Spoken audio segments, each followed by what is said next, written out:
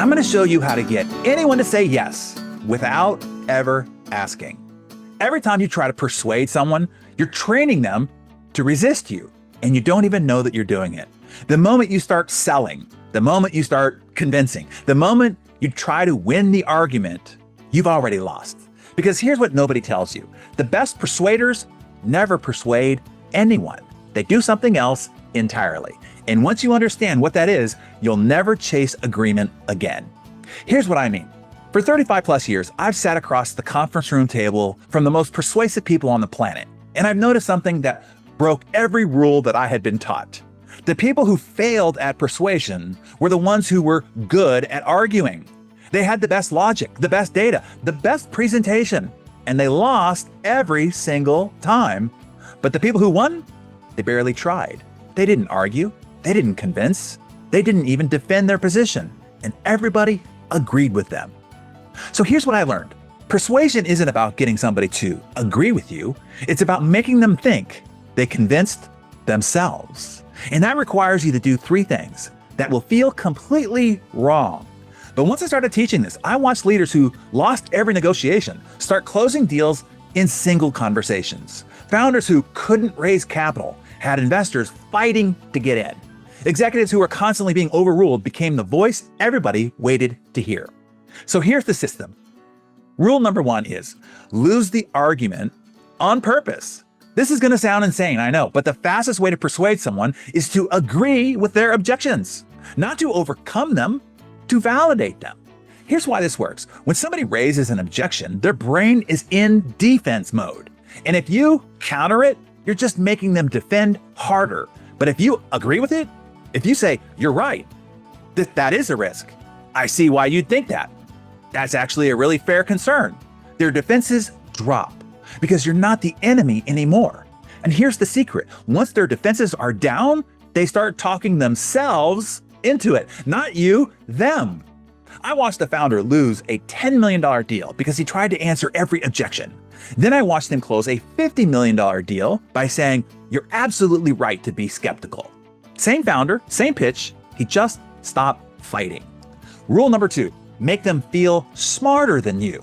This one ticks people off when I say it because everybody wants to be the smartest person in the room. But here's the truth. Smart people don't persuade anyone because nobody likes to be told what to do by somebody who thinks they're smarter.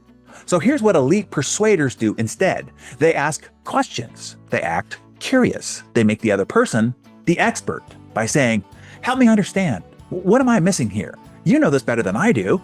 And the second you do this, people relax because you're not threatening their intelligence. And when people relax, they start solving your problem for you.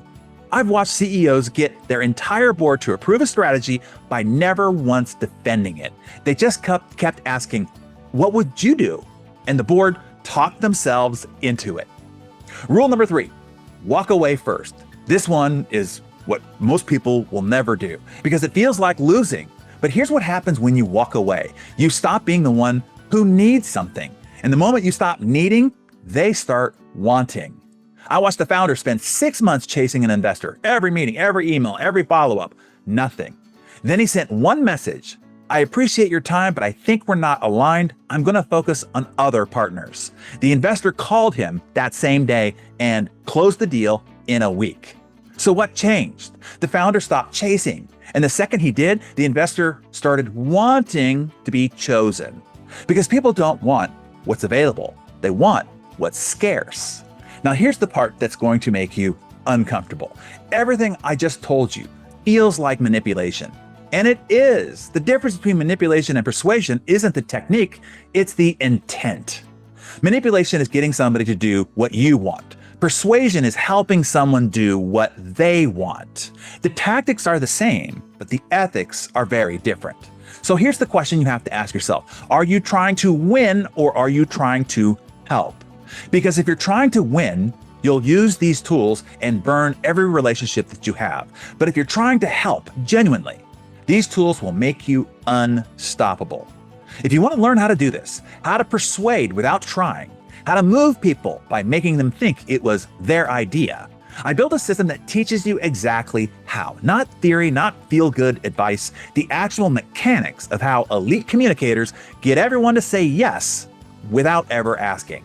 How to validate objections so people drop their defenses. How to ask the right questions that make people solve your problems. What to say when you walk away so that they chase you. Now, it's not for everyone because most people want a script. They want to be told what to say. But persuasion doesn't work like that. It's a mindset, it's a discipline, it's a way of being. And if you're willing to do the opposite of what feels natural or what you've been told by others, the link is in the description. I'll show you exactly how to stop convincing and start leading.